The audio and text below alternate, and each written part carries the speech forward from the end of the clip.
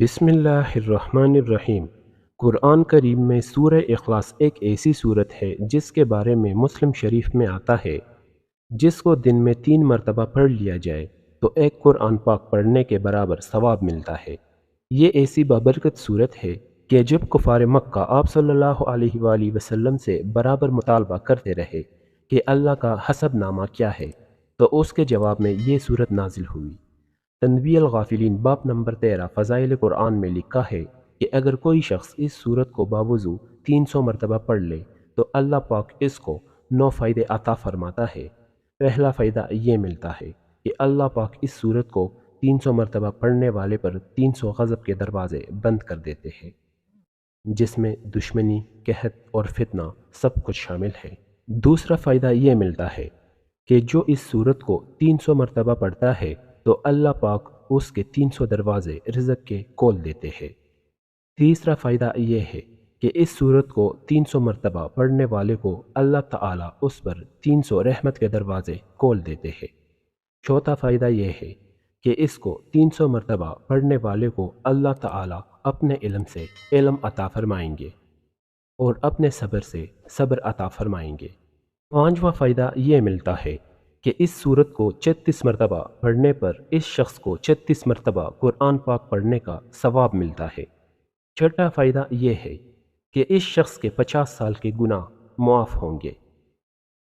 یہ صرف 300 مرتبہ پڑھنے کی فضیلت سے ہوگا۔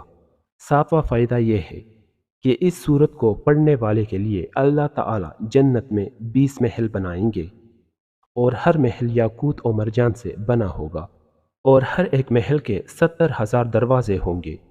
آپ خود اندازہ لگائیں کہ جس محل کے 70,000 دروازے ہوں گے تو اس کا محل کتنا بڑا ہوگا۔ اس کا 8واں فائدہ یہ ہے کہ اللہ تعالیٰ اس صورت کے پڑھنے والے کو 2000 نفل پڑھنے کا ثواب عطا فرمائیں گے۔ اس کا 9واں فائدہ یہ ہے کہ اس صورت کو پڑھنے والے کا انتقال ہوگا تو اس کے جنازے میں 1,10,000 فرشتے شمولیت کریں گے۔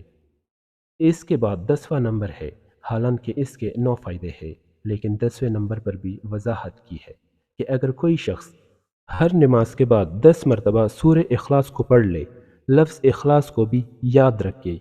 اگر اس لفظ کو اخلاص کے ساتھ، یقین کے ساتھ، اعتماد کے ساتھ، عزت و عظمت کے ساتھ اس صورت کو 10 مرتبہ ہر نماز کے بعد پڑھ لے تو اللہ تعالیٰ اس بندے کی مغفرت ضرور فرماتے ہیں۔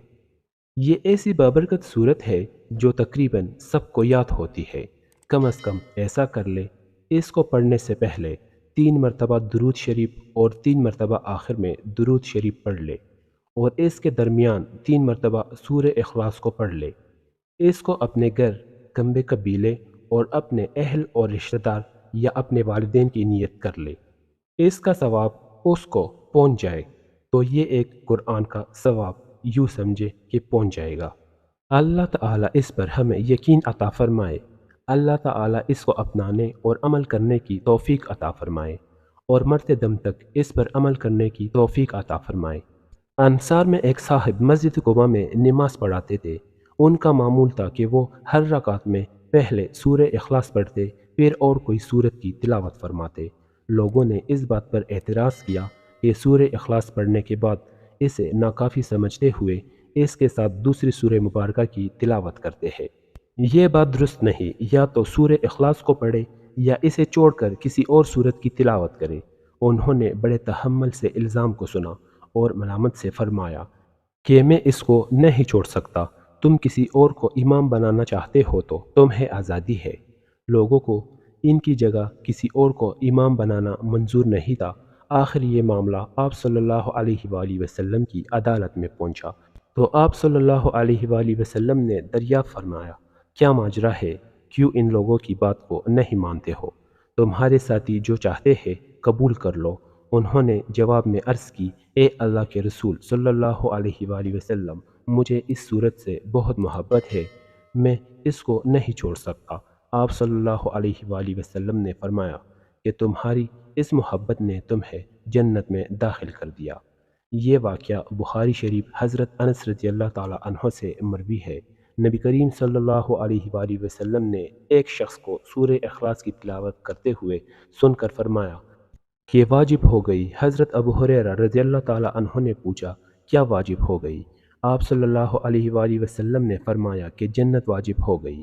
اسی طرح مسند احمد کی ایک اور حدیث ہے کہ آپ صلی اللہ علیہ وآلہ وسلم نے فرمایا جو شخص اس پوری صورت کو 10 مرتبہ پڑھ لے گا اللہ تعالیٰ اس کے لیے جنت میں ایک محل تعمیر کر دے گا۔ حضرت عمر رضی اللہ تعالی عنہ نے فرمایا یا رسول اللہ صلی اللہ علیہ وسلم پھر تو ہم بہت سے محل بنوا لیں گے۔ آپ صلی اللہ علیہ وآلہ وسلم نے فرمایا رب العالمین اس سے بھی زیادہ اور اس سے بھی اچھا دینے والا ہے۔ اسی طرح حضرت عائشہ صدیقہ رضی اللہ تعالی عنہا کی یہ روایت بخاری مسلم اور دوسری کتب احادیث میں ہے کہ رسول اللہ صلی اللہ علیہ وآلہ وسلم نے ایک صاحب کو ایک مہم میں سردار بنا کر بھیجا۔ پورے سفر کے دوران ان کا یہ معمول رہا کہ نماز میں وہ سورہ اخلاص پر قرات کا خاتمہ کرتے تھے۔ واپسی پر ان کے ساتھیوں نے آپ صلی اللہ علیہ وآلہ وسلم کا اس کا ذکر کیا۔ آپ صلی اللہ علیہ وآلہ وسلم نے فرمایا کہ ان سے پوچھو کہ وہ ایسا کیوں کرتے ہیں۔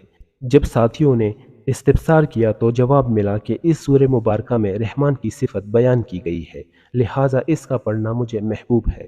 جب آپ کو یہ بات بتائی تو آپ صلی اللہ علیہ وآلہ وسلم نے ارشاد فرمایا کہ ان کو خبر دے دو کہ اللہ بھی ان کو محبوب رکھتا ہے۔ اگر سوتے وقت یہ صورت پڑھی جائے تو انسان ہر شے سے محفوظ ہو جاتا ہے۔ حضرت انس رضی اللہ تعالی عنہ سے روایت ہے کہ آپ صلی اللہ علیہ وآلہ وسلم نے فرمایا سونے سے پہلے اگر سورہ فاتحہ اور سورہ اخلاص پڑھ لے تو موت کے سوا ہر چیز سے محفوظ ہو جاتا ہے۔ آپ صلی اللہ علیہ وآلہ وسلم نے فرمایا گھر میں داخل ہوتے ہوئے جس نے سورہ اخلاص کا ورد کیا اس کے گھر سے فقر و فاقہ ہمیشہ کے لیے رخصت ہوا۔ اسی طرح سورہ اخلاص کو سر درد کے دم کے لیے بھی استعمال کرنا چاہیے۔ اس کا طریقہ روایت میں کچھ ایسے ملتا ہے کہ دم کرنے والا اور دم کروانے والا دونوں چوکڑی مار کر بیٹھ جائے، پھر 11 بار سورہ اخلاص کو پڑھ کر مریض کی کن پٹیوں کو انگلی سے پکڑتے ہوئے آہستہ آہستہ دونوں بہوں کے درمیان لا کر دم کرتے جائے اور انگوٹھا کھینچ لے۔ اسی طرح 11 روز دم کرنے سے انشاءاللہ سر درد ہمیشہ کے لیے ختم ہو جائے گا۔ یہ وظیفہ ان لوگوں کے لیے ہے جن کا سر اکثر درد کرتا رہتا ہے۔ اللہ تعالی ہم سب کا حامی و ناصر ہو، آمین ثم آمین۔ ناظرین، اللہ تعالیٰ کے 99 ناموں میں سے ایک نام ضرور کمنٹ میں لکھیں۔